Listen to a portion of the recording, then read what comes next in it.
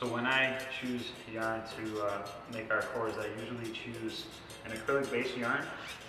It tends to be pretty strong because the higher levels you move up in capoeira, the longer you hang onto your cord. So you want to have a cord that's durable and lasts through all your years of training. So today we're going to braid the yellow and blue cord. We're using the two different colors, a light and a dark, to really show you guys how the braiding process works.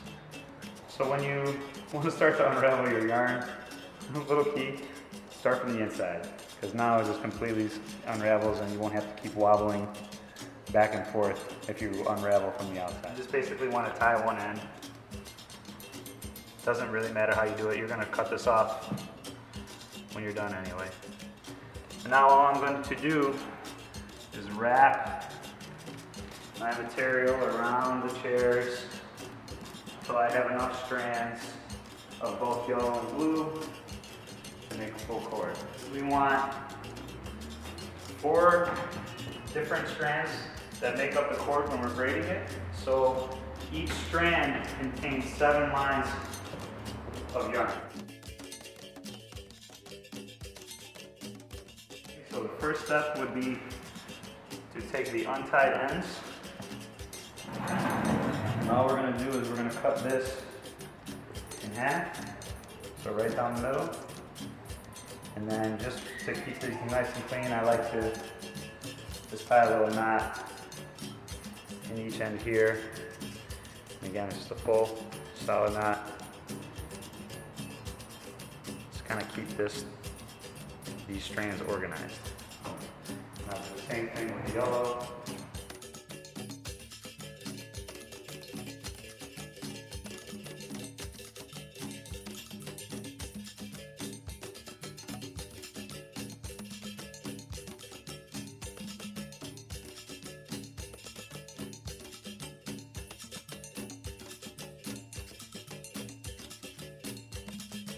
So we found through trial and error that the easiest way to braid cords is with 2 people, and we're going to show you how we do that.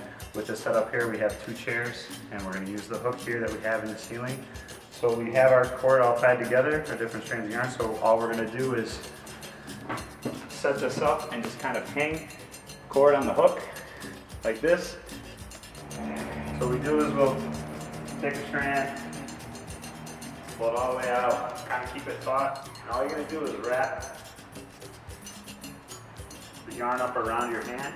We're going to make a little slip knot because we're going to have to unravel this later on in the process to get more slack so we can continue to braid. So the way I like to do it is I'll take the straight end, fold it over, and then you're going to go around and stick the ball through.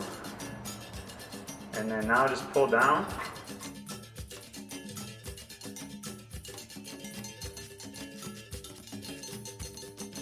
When braiding with 2 people, what we like to do is we stand perpendicular to each other. So not facing each other, not parallel, but like actually make a little L. So Anne's gonna grab the blues and I'm gonna grab the yellows. So what I'm gonna do is I'm actually gonna go over Anne's arm. So we're gonna be kind of, again, making like a cross pattern when we go to start braiding. Whichever way Anne crosses her hands, so she crossed her left hand closest to her. I'm going to go opposite and cross my right hand closest to me. So she did left closest to her, I'm going to do right closest to me. So now, you guys just keep that same pattern. She's going to go again, and then I go again, and now we're going to start to create the braid.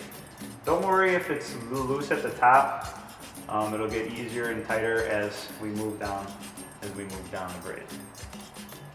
So as you can see now that we're getting a little bit further down the cord, our braid's getting tighter, and that's the tightness of the braid that we like. And now we're actually going to be able to go a little bit faster, not too fast, a little bit faster, because again our arms are at the same height, so we should be able to just cruise now that we're braiding.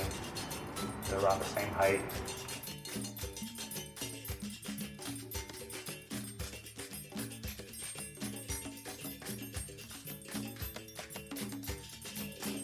So now that we're kind of at the end of our slack, this is where we're going to have to readjust and kind of let the yarn unravel, reset, and then start again. So all we do simply is unhook this, move this up a little bit. Again, we don't want to move it too high so we can stay fast and keep that nice tight braid. So we'll just readjust, kind of tie this off, you know, one or two knots. Again, unravel that knot. Again, falls right out.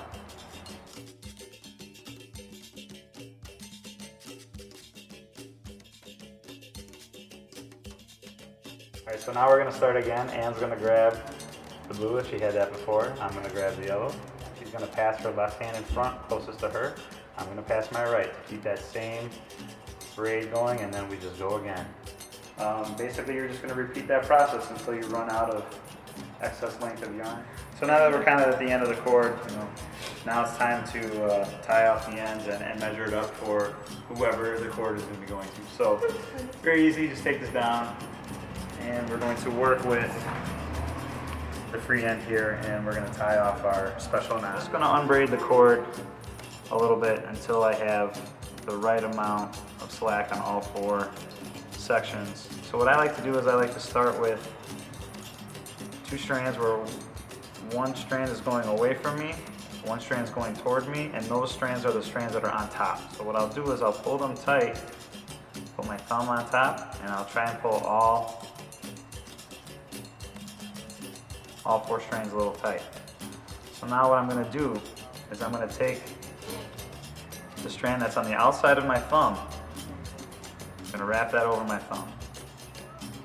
I'm going to take the next strand. It's going to go over and under, out the other side of the strand that's around my thumb. So once I do that, now I'm just going to take the next strand, do the same thing. I'm going to go over and under. So it comes out the other side. And the last one is going to go over, under, out the other side. And then this end, now that I've gone all the way around, is going to go through this little loop that I have around my thumb. So I pull that through, and now I have a nice kind of like square looking knot. And this is what I'm going to use to tighten up and make the knot at the end of our cord to help kind of tie it off.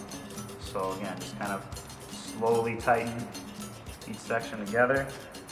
And then once I get it in, now I can really manipulate and tighten things up.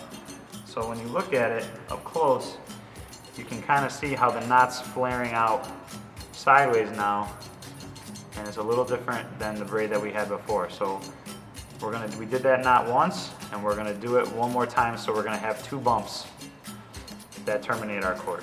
So now that we have one knot, we're going to do another one. Since we already have one tied, it really doesn't matter where you start and stop, but the same process again. Those two little nubs, that is like a little different knot than the rest of the cord, and that's what we use to kind of terminate our cords. So now you see you've got a lot of excess length for the tassels. You know, there's a personal preference on how long you want your tassels, but I usually say, like, you know, a good 2 to 3 inches is plenty. So just take that off, cut right about here. Boom.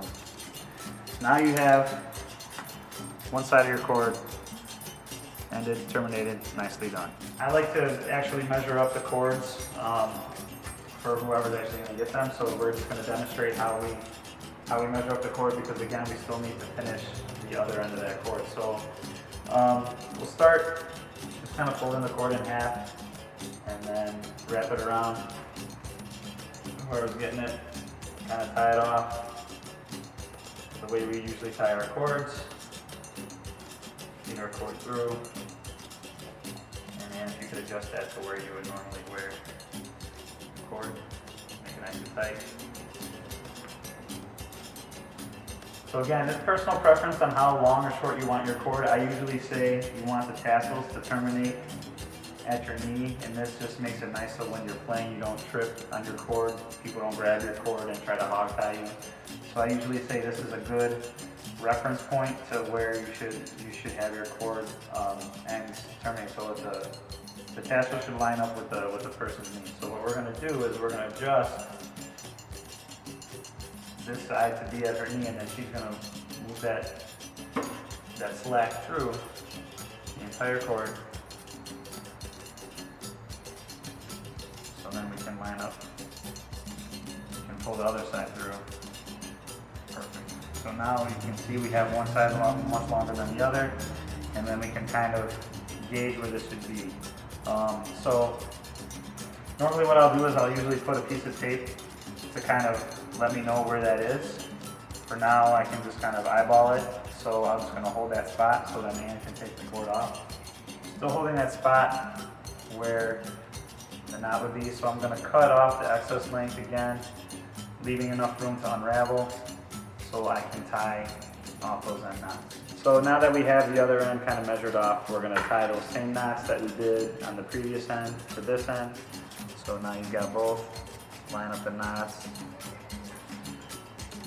and then you can just cut the excess length off. Now you have your tassels around the same length, and you have